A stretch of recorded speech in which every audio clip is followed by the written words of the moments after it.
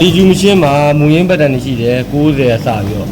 နော်90 91 92 93 94 95 96 99 98 99နော်အဲ့မှာသူကဒီမှာ S နော်ဟိုမှာ MB 3200 S model ကိုကြည့်လိုက် MB 3200 S ဒါဆိုရင်ဒီ S အုပ်စုကိုကြည့်ရနော် S အုပ်စုမှာပါတဲ့ပုံဟို G လို့ C လို့တောင်းမကြည့်နဲ့ဒီနံပါတ်နဲ့မဆိုင်တော့သူက model ကိုခွဲထားတယ် S နဲ့ R နဲ့ဆိုရင်ဒီ pattern နံပါတ်တွေပါမယ်ဟုတ်ပြီနော်အဲ့ဒါဒီပတ်တန်မှာကြည့်လိုက်တာနဲ့ဒီ90ရစပြီးတော့69ဒီအားဒါမူရင်းပတ်တန်ရှိတယ်ဒါပေမဲ့မူရင်းပတ်တန်ဒီဘယ်တော့ဖြစ်ဘာမှလုပ်လို့မရအောင်မူရင်းပတ်တန်ကိုသွားပြီးတော့အမီးရှည်ခြင်းတယ်တို့ဓာတ်ချဲခြင်းတယ်တို့တွက်ပြင်လို့မရအောင်မူရင်းပတ်တန်တော့ပြင်လို့မရအောင်ဒါဘာတဲ့တွေမှာပါတဲ့အတိုင်းပဲဘာတဲ့မှာမူရင်းပတ်တန်တင်းတင်းလုံးလေးမင်း XK1C သွားချဲမှာပါလုပ်လို့မရအောင်တဲ့မှာသူ့ကိုကြတော့ဒီပြင်းတွေကိုထည့်မှရမယ်နော်ဒီပြင်းနေထည့်မယ်ဆိုတာ1တို့2တို့တွေကိုသွားထည့်မှရမယ်ဒါကြောင့်90ဒီအခုအမီးနဲ့ဖောက်လိုက်ဆိုတော့ဖောက်လိုက်တဲ့ဟာနော်ဒီမှာအမီးပြတ်ဒီ90ကိုငါတို့ကဟို1မှာတစ်ထည့်မယ်အဲ့ဒါဆိုရင်ကျွန်တော်တို့နေသူ့ကိုနှိမ့်ရမယ်ပုံထမ်းနော် F2 ကိုနှိမ့်ရတယ်နော်ဒီမှာ90 ready ဖောက်လိုက်အောင်ဒီကောင် ready pay F2 ကိုနှိမ့်လိုက် F2 နေတော့ဒီမှာ80နဲ့90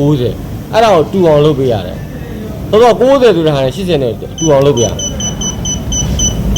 80အဲ့ဒါကိုတူသွားပြီနောက်တစ်ခါ ready pay တယ်ပိတ်ပြီးသွားရင်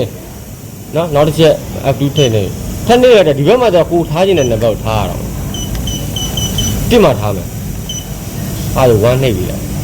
1ဒီအဲ့ဒါ90ဖြစ်သွား1နှိပ် ready ခေါ်လာအဲ့ဒါ1ဒီဆိုတော့ဒီဖင်ပြတ်ဖြစ်သွားပြီနော်ဓာတ်ရင်စားတယ်ဖင်ပြတ်ဖြစ်သွားနော်ဆိုတော့90က1ဖြစ်သွားပြီအဲ့ဒါဆိုရင်အဲ့မှာကြိုက်တာလုပ်လို့ရပြီဟိုရှည်ကျင်တာတော့အမီးတော့မပါတော့အမီးတော့ကိစ္စလုပ်လို့မရဘူးသူဖင်ပြက်ဖြစ်နေတာအဲ့သူခေါင်းစိတ်ကျင်တာချီစိတ်ကျဲလုပ်ကျင်တာကိုယ်တယ်လုပ်ကျင်တာဒါအပြင်အဲ့ကြမှာကုန်လုပ်လို့ရပြီပြောကျင်တာတော့မူရင်းပတ်တန်မှာတော့ဘာလုပ်လို့မရအောင်နော်အဲ့နောက်တစ်ခါတစ်ခုနောက်တစ်မျိုးပြရမယ်95ပေါ့နော်ဒါဒီပတ်တန်ရဲ့နောက်မှာနော်ဒီပတ်တန်မူရင်းပတ်တန်နောက်မှာရှိရနော်96ဆိုရင်ဒါဘာတဲ့နဲ့ဒီဘာဆိုတာဘာတဲ့နဲ့လူကျင်လို့ပြောရရင်ဒီမှာ96ဘာတဲ့လေးနဲ့ပါတယ်ဒါဆို96ကိုငါနှစ်မှထားမယ်နော်96ရပြီready ခေါက်လိုက်မယ်ပြီးရင် ready ပြန်ပိတ်မယ် F2 နှိပ်မယ်96နဲ့80နဲ့တူပါတယ်ဆိုပြီးလုပ်ပေးရမယ်80 ready ခေါက်မယ်နော်ပြီးရင် ready ပြန်ပိတ်မယ်ပြီးတာနဲ့ဒီဘက်ကဟာ F2 ပြန်နှိပ်မယ် F2 ပြန်နှိပ်ဒီဘက်ကကျထားမဲ့နံပါတ်ထားတော့နှစ်ထားမယ်တယ်နှစ်ကိုနှိပ်နှစ်ကိုခေါ်လိုက်ဒါဆိုရင်96ကနှစ်ဖြစ်သွားတယ်နှစ်ဖြစ်သွား ready ခေါက်လိုက်ပါဒါဆိုနှစ်ဒီ96ဖြစ်သွားပြီဘာတဲ့နဲ့ရအ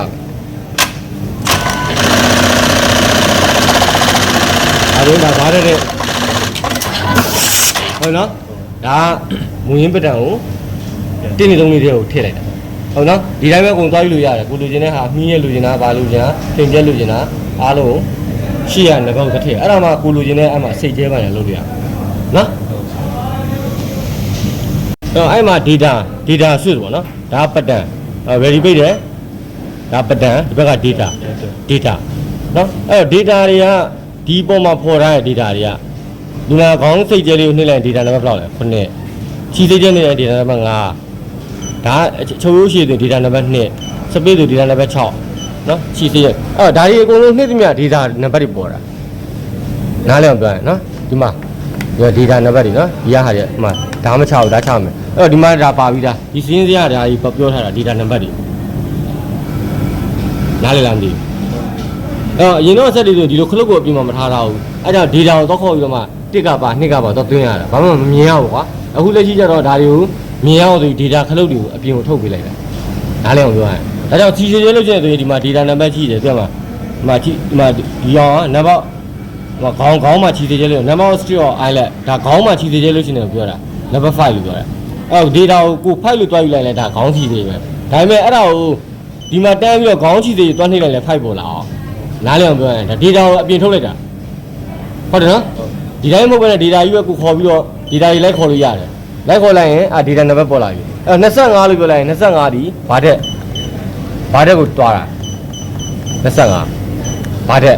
ဘာတဲ့လို့ပြောလိုက်ရင်အဲ့ဘာတဲ့မှာじゃဒီ25ရဲ့ဘာတဲ့ဇရာကိုတွားရတာပဲဘာတဲ့ဘယ်လောက်နဲ့တွင်းထားရလဲ နော်ဘာတဲ့မှာဘယ်လောက်လဲဆိုတော့အဲ့မှာဘာတဲ့နံပါတ်ကတွင်းပြရ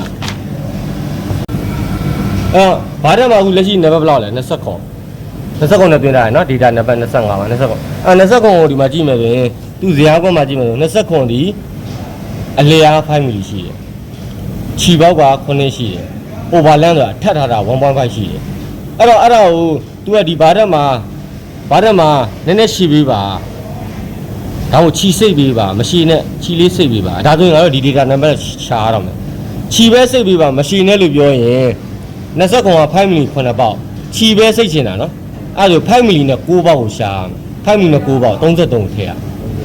ခြီပဲစိတ်ချင်တာဖြစ်တဲ့အတွက်မဟုတ်ရှည်ပေးပါလို့ပြောရင်6မီလီ6ပေါက်ဟုတ်တယ်နော်7မီလီ10ပေါက်ဒါမျိုးတွေတွင်းရမှာဘာတက်မှသွားလုပ်ပေးကြမလို့ဒီနံပါတ်ကိုထည့်ပြရအောင်ဒါကြောင့်အခုဆိုရင်ခြီရဲစိတ်ပြီးပါလို့ပြောရင်5မီလီ6ပေါက်33ထည့်ပြရအောင်ဒါဆိုရင်ဒီမှာဘာတက်ခြီစိတ်သွားပြီဒီကချုပ်လိုက်ပြီဘာတက်ပြင်မှာခြီစိတ်လို့ဆို6ပေါက်ပါနော်သူကအဲ့ဘာတက်မှာတွင်းမဲ့တယ်အဲ့ဒါပဲချင်းပြနံပါတ်လိုက်ချင်းပြရမှာ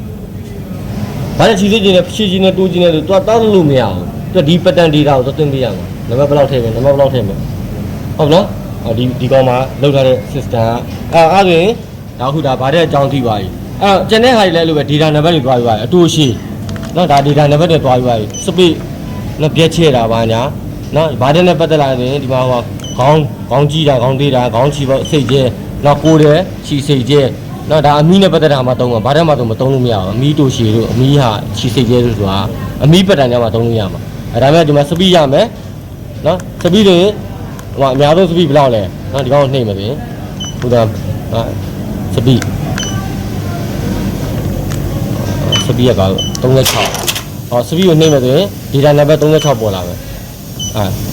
နော်ဒီတာနံပါတ်36ကဒီမှာ eyelet short တာ35ကစပီးနော်ဒီအောင်နှိမ့်ရင်စပီး35ပေါ်မှာဒါဆိုနှိမ့်ရင်36ပေါ်မှာအဲ့တော့သူကကျတော့ဒီခေါင်းမှာစပီးကိုပြန် short တာ35မှာ1000ရှိရထားတယ်ခေါင်းမှာ100ရှော့ပေးပါ200ရှော့ပေးပါ300ရှော့ပေးပါခေါင်းစပီးဆိုတာကျတော့ဒီလက်ရှိကိုယ်ရသွားတဲ့ဟာရဲ့နှုံးတဲ့ရှော့ခိုင်းတာဒါဆိုဒါရှော့လိုက်နော်ခေါင်းမှာနှေးသွားပြီအဲဆိုအခု3လိုက်မယ်ဆိုရင်ခေါင်းစပီးမှာ300ရှော့ဟုတ်နော်ဒါပေမဲ့တော့ဘာတက်မှတက်စပီးမရှိဘူးဒီကောင်မှာတော့ဒီ model မှာကျဘာတက်မှစပီးရှော့ပေးပါဆိုဟာမရှိဘူးသူကခေါင်းနဲ့ကိုယ်တဲ့ပဲရှိနော်ဒီဒါရှိတော့မှဘာတွေပါလဲဆိုပထမဆုံးအနေနဲ့ number 1ဒီဓာတ်ပုံလေးပြောဓာတ်ရှိတ်ဒီဓာတ်ရှိတ်ကိုနှိပ်လိုက်တယ်အဲ့1ပေါ်လာတယ်1ရဲ့ဟာအဲ့တော့အဲ့1မှာ number 3ထားတယ်အဲ့3ကဘာကြောင့်ထားရလဲဆိုရင်ဒီဓာတ်နံပါတ်ကိုဘယ်လောက်တက်ထားရလဲ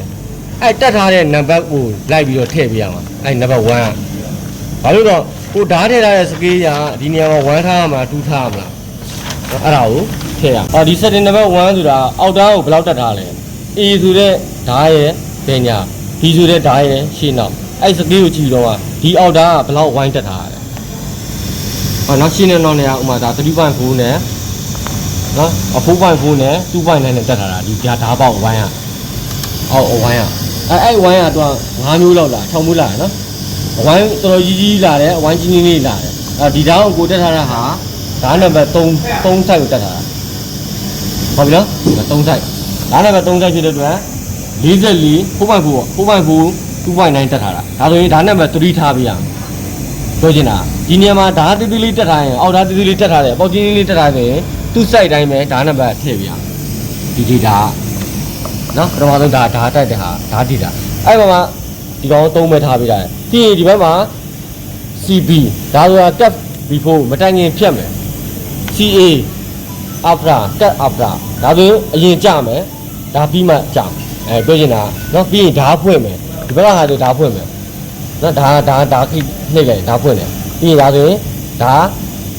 မတိုင်ခင်ကြမယ်ဓာတ်ပြီးမှကြမယ်ဒါကိုပြောင်းလဲပြရနော်သူဓာတ်ရှင်းတာပြီးရင်ဒါဒီကလေးတွေလည်းလို့ပဲဒါဆိုဖြဲတာဒီဥစ္စာနှိပ်လိုက်ပြီဆိုတော့သူကအထက်နောက်ကိုကတ်သွားကြောဒီကဖြဲထားပြီးတာမထုတ်တော့ဟိုဒီလိုအော်တိုမဖြဲတော့ပုံမှန်ဖြဲတာနော်